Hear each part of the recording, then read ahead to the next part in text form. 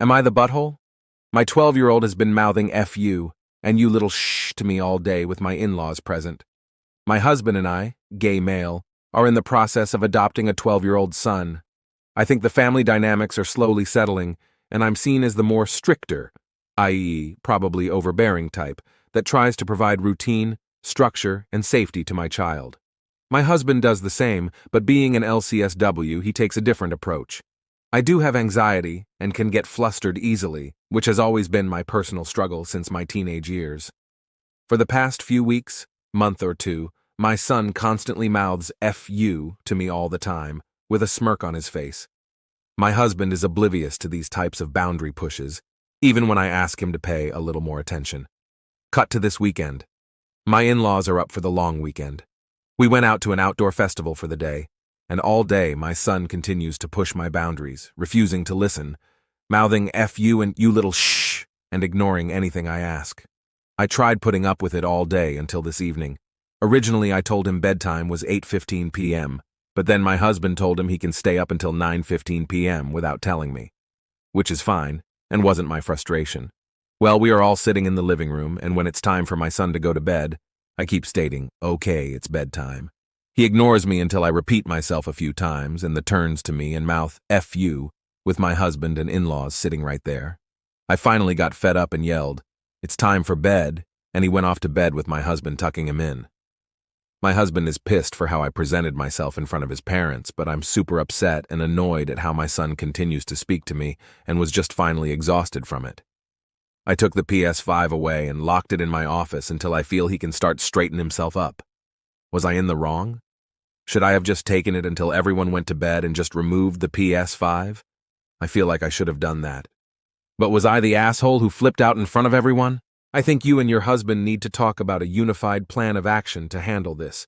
Your son is pushing boundaries, as is natural. I would also talk to a therapist who specializes in adoption, because your son could also be testing you to find out if he can push you away. In other words, at what point will you decide not to love him? I wouldn't be surprised if that's in there, though I don't know the circumstances of the adoption or any of that sort of thing.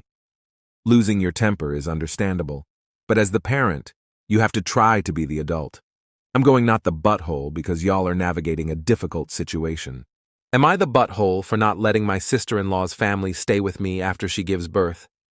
Using a throwaway account. My brother and his wife are expecting their first child this summer. My sister-in-law is from a different country, and her first trimester was not easy. I know that she misses her family a lot. Her parents are planning to stay with them for a year when the baby is born, with a quick trip home in between so they don't overstay their visa. She was thrilled that they could do this. She recently asked if her sister and her sister's family, husband and 2 children under the age of 6, could also come out with her parents and stay with me because they won't all fit at their house, but she wants them to stay for 6 months. I asked if maybe they could do 2 to 3 weeks, or even a month, but she wasn't happy about that at all, because she really wants her sister to be here to help too. Am I the butthole for thinking that this is unreasonable and feeling imposed upon? Her family would not be able to drive, and I live 30 minutes away from my brother. I work, so I wouldn't be able to drive them to see her every day, and I don't think my brother will have time to pick them up every day. Technically, I have the space, but I like my quiet time, and having 4 people that I've never met stay with me for 6 months feels overwhelming. They don't speak English, so it would also be a little awkward in the beginning, I think. The plan is to homeschool the older child while they're here. The younger one isn't school age yet. I don't fully understand the husband's job, but apparently he's able to do it remotely. That would mean he's on calls and video meetings in the middle of the night, though. I understand that it's hard to have a baby so far from your family, and I want to be supportive of my sister-in-law. I've been firm in my stance that a 6-month visit is too long, but she's pretty upset with me, and she and my brother haven't been speaking to me for a couple of weeks now. So I'm wondering if I'm just being cruel or selfish here. Edit. Thank you so much, everyone, for your comments and for helping me to feel much better that I was not being unreasonable. I'm reading through all the comments, but wanted to reply to a few ideas that many had shared. My brother and sister-in-law cannot afford a short-term rental, nor can her family. But beyond that, in her culture, it would be considered rude to put them up somewhere else if family can accommodate them. I believe they briefly looked at Airbnbs and short-term rentals, but in addition to the expense, her family's lack of permanent status for that long of a stay might have been a concern for some, not sure of exact details or conversations, and maybe they just told me that to make it seem like they had no other option. But bottom line, they can't afford it. Thank you to all who pointed out some of the potential legal issues with the husband working remotely here on a tourist visa and the sticky situations that could come out of being here for so long. I had not considered that, and I really appreciate the advice. If she were to go back to her home country with the baby instead of everyone coming here, my brother could only stay for a few weeks. And ironically, her family doesn't have room for them to stay with them. Am I the butthole for refusing to go to my mother's church, even though they got me a graduation gift? Fair warning, I have nothing against religion or having a relationship with God. I have a best friend who is Christian, and we get along super great, but the difference between what she and my mother believe is huge. Long story short, my mother dragged me to church from the time I was born, until around when I turned 18, and decided that I wasn't going to go there. I have a bit of religious trauma from my mother and have talked to her about the multiple reasons I don't want to attend church at her church. Jumping to recently now, she told me about a week ago the church wanted to get me a gift for graduation. I told her something along the lines of, well, that's nice of them, but I don't need anything and I won't be going to that church. She acted like she has no recollection of me telling her all the reasons through the years of why I won't go to that church. She texted me this morning and is trying to convince me to come even though I have told her multiple times I won't come back. She texted me, "The church will have your graduation gift for you today. Could you come to church at 11 cow to receive it? It would make us all happy." And I told her, "I told you I will not go." She hasn't responded yet, but I'll update if something more comes from this. So, am I the butthole? What do you think? Of course, there is way more that I could have prefaced this story with, but then the post would be a novel, so I'm just trying to stick with a little context and the basics of what happened recently. I definitely don't fit in at her church and haven't felt safe or welcomed in a decade. This is very clearly a plan to bring you back to the church. Do you recall them ever offering grad gifts to any other members? Tell your mother you really appreciate the gift, but you will not be attending.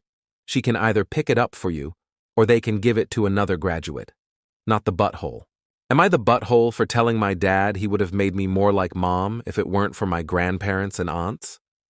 I'm 17F, mentally ill. I inherited mental illness from my mom. Something that destroyed her life not long after I was born. She was sick for years. Her family didn't always recognize something was badly wrong. She lived a pretty typical life until she got pregnant with me. And then pregnancy hormones made her untreated mental illness so much worse. My parents were married and my dad sort of buried his head in the sand even as mom got worse. She left when I was 2. I saw her occasionally after that, but she was never a big presence in my life. She was too sick to be. She was so far gone and her family tried to help her, but she rejected help. She was hospitalized a few times, but always ended up back where she began. My dad ignored the warnings that I could inherit mental illness from mom. He decided I was perfect, and we would be perfect. He moved on from the marriage and liked to pretend everything was fine. He married someone who was pretty awful about mental illness, and she was hard for me to be around. I don't know where all her views came from, but they meant mental illness was stigmatized in the household, and it made it even easier for Dad to ignore when I started showing signs. It was something I was told time after time not to bring up. Then he'd say Mom was just a bad person, and his wife would say I should be glad they weren't trying to turn me into a freak like my mom's family was, because they saw the signs and they tried speaking out too.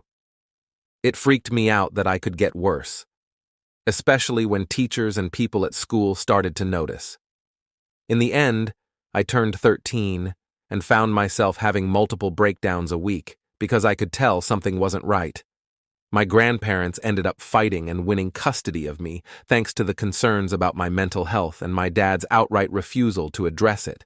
He told a judge he would not take me to any fudge head doctor about it, and I was diagnosed within weeks of my grandparents getting custody, and I still live with them today.